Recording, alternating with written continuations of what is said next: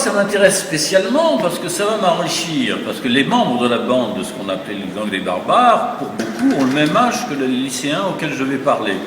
Et j'ai déjà eu des échanges avec les lycéens de Toulon, on a parlé, ils m'ont envoyé des mails.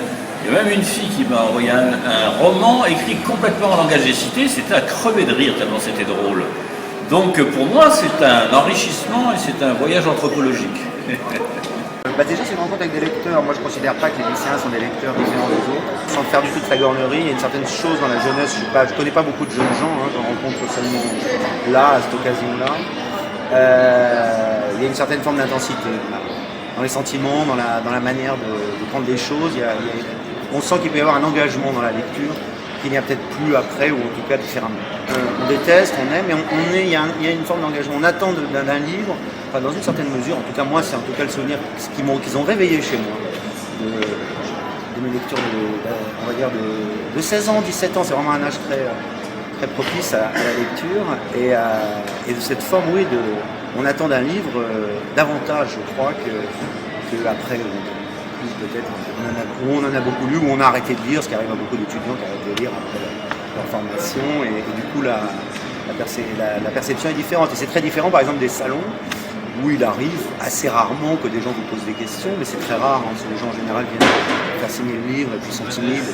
Et moi je suis pas quelqu'un de très liant, donc je ne dis pas forcément avec les lecteurs. Et là j'ai eu, en tout cas à Toulon, et je pense qu'à Lyon ça va être pareil, des questions qui m'ont plu.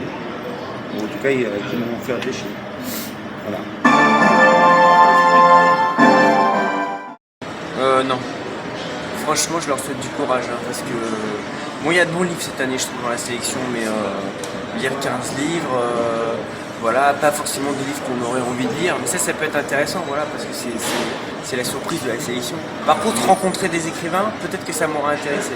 Ça, oui, parce que voilà, pour échanger, pour poser des questions, lire un texte et puis après avoir la possibilité de poser des questions à un écrivain, ça m'aurait plu.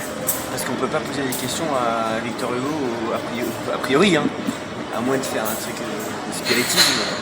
Donc ça m'aurait plus intéressé. Bah, ça dépend de ce qu'on lit, hein. Si on m'avait donné à lire Louis-Ferdinand Céline ou Marcel Proust, ça aurait été génial. Bon, j'avais déjà des goûts très tranchés quand j'étais jeune. À la maison, j'avais Voltaire, Flaubert, c'était bien large. Et aussi Courteline, qui me faisait beaucoup rire.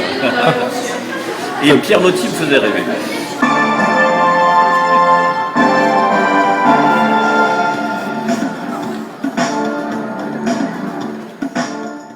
Moi, je suis contente aussi. C'est fini. Ah oui, c'est fini. Je suis en train de filmer là.